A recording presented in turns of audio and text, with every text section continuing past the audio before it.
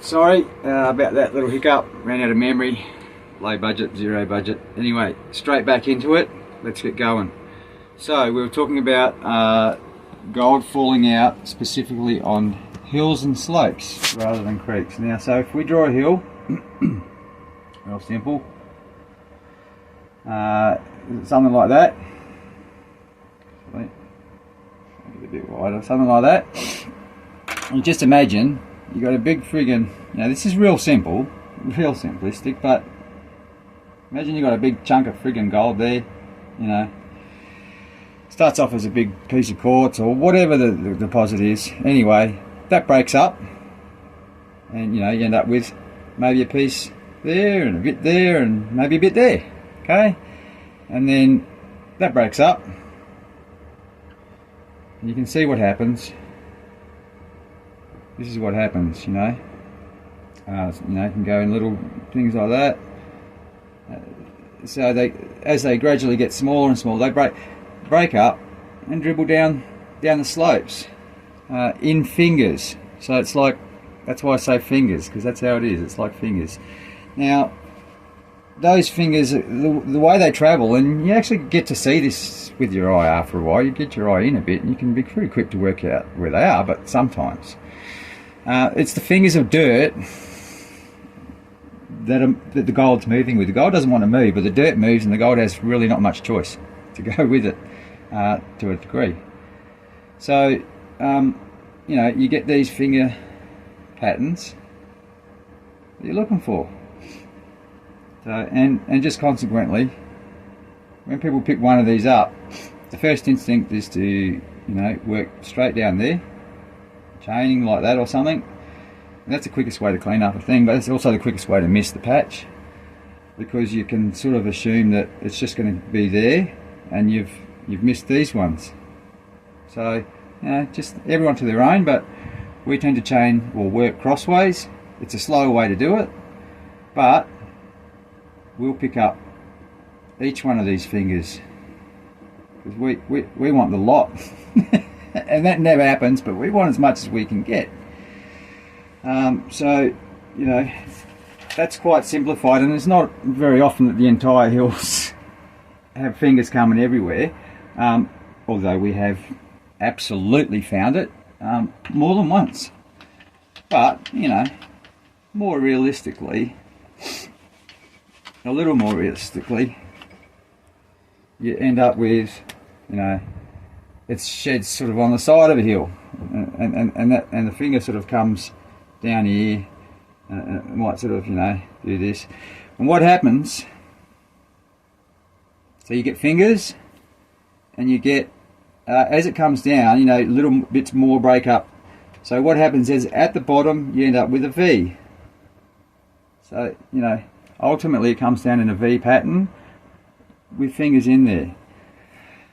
So working out your gold direction is quite critical. So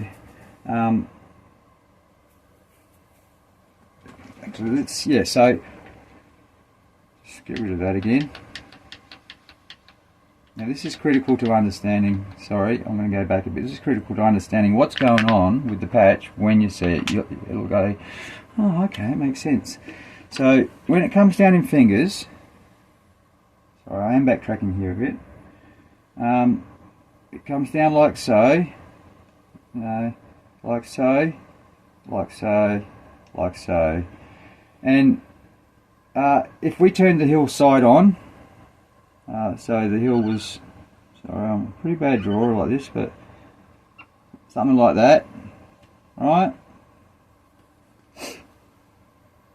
As you sort of get a scree line at a certain point down the hill. Generally, it's a fairly good line, and that's because it's this point. That's that point of low pressure. So what happens is you'll end up with a third finger, right? That is actually more difficult to follow, but if you it's actually not too. So, and this is what we've actually picked up. This is the thin band that we've picked up. So I'm going to just describe it. We've got all these fingers coming down like this, and at some point they kind of all settle. It's sort of, you usually 3/4 or more down the way of the hill, and you get a sort of scree line, you know, as everything's shedding down. So that dropout point forms another finger. Alright, and that, when you see the patch, is exactly what we have picked up, yeah?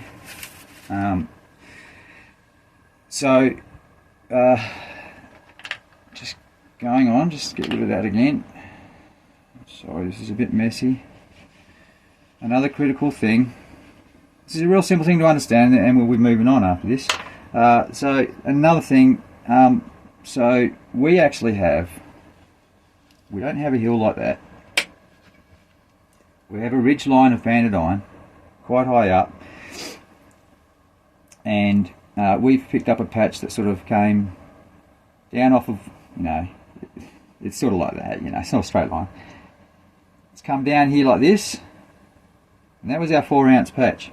Now, where we were camped, it looked like it was heading straight that way because that's really the way the hill goes. But one of your clues is, and we picked this up pretty quick, it was very thin and concentrated, so this made it a bit tricky, but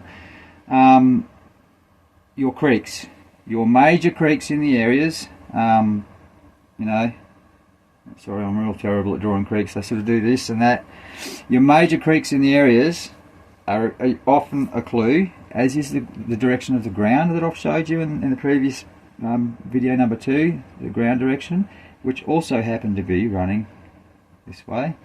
Where was I going with that? So the creek here, and there's creeks on both sides because this is a ridge line, it's running in that direction. Alright, that often gives you a big clue, and these are the major creeks you're looking at, they're not just little tiny ones. The major creeks telling you what bedrock's doing generally, in a general thing in the entire area. So having understood the creek direction, having documented it, and this is what's going to be part of the next video, how to document everything. We like to document everything. It really will show you what to do, because you might think you know where the gold is, but you probably don't. So yeah, so bearing that the creek's direction is this way, bedrock is kind of sloping that way, and if you and when you get to see the patch and you see the satellite, you'll see that all the washers do that. As they get down towards the creeks, they start to migrate that way, and that is what led us to this gold direction of this continuous way. Yeah, that's about it. It's all I need to show you.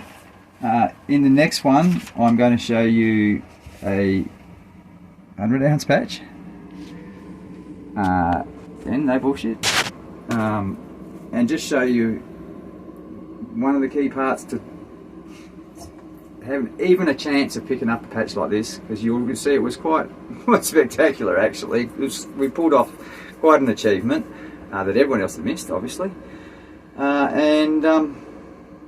Yeah, so I'll show you that 100-ounce patch. I'll show you how much information we document to work all this out, and then I'll talk about getting yourself in the right areas, etc, etc, and then we're on to the big reveal. All right, thanks guys, we'll catch you again soon. Hope you